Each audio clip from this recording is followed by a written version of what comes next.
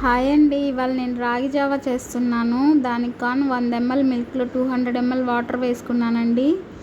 ఒక కప్పు బెల్లం తీసుకున్నాను. మనకు సరిపడా వేసుకోవాలి మన స్వీట్నెస్కి. అలానే నేను బాదం పప్పులు ముందే నానపెట్టుకొని తొక్కలు తీసేసుకున్నానండి. దాంట్లో 2-3 జీడిపప్పులు కూడా తీసుకున్నాను.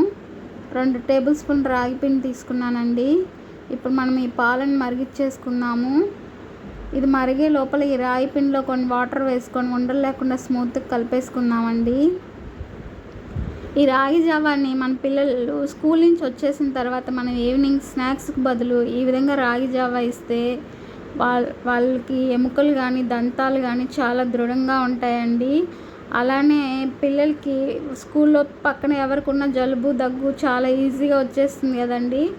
అలా అంతా రాకుండా ఉండాలంటే మన పిల్లలు స్ట్రాంగ్గా ఉండాలి. అలా ఉండాలంటే మనం ఖచ్చితంగా రాగి జావా ఇవ్వాలండి. రాగి జావా ఇవ్వడం వల్ల మనమే మార్పు అనేది తెలుస్తుందండి. మనకే చాలా స్ట్రాంగ్గా ఉంటారు. అంత ఈజీగా జలుబు దగ్గు రావండి. నేను మా వాడికి 1 ఇయర్గా ఇస్తున్నాను. ఈ రాగి జావా కూడా చాలా టేస్ట్గా ఉంటుందండి. ఇది కొంచెం బాగా మరగనిద్దాం. ఇప్పుడు ఇది మరిగిన తర్వాత ఇందులో మనం బెల్లం కూడా వేసేసుకుందామండి. వేసుకొని బాగా కలిపేసుకోవాలి. అంతేకాదండి, రాగి జావా తాగడం వల్ల స్కిన్ కూడా చాలా గ్లోయింగ్గా ఉంటుందండి.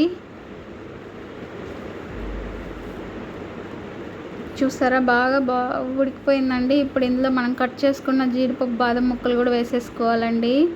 అంతే అండి, ఎంతో టేస్ట్గా ఉండే రాగి జావా రెడీ అయిపోయిందండి.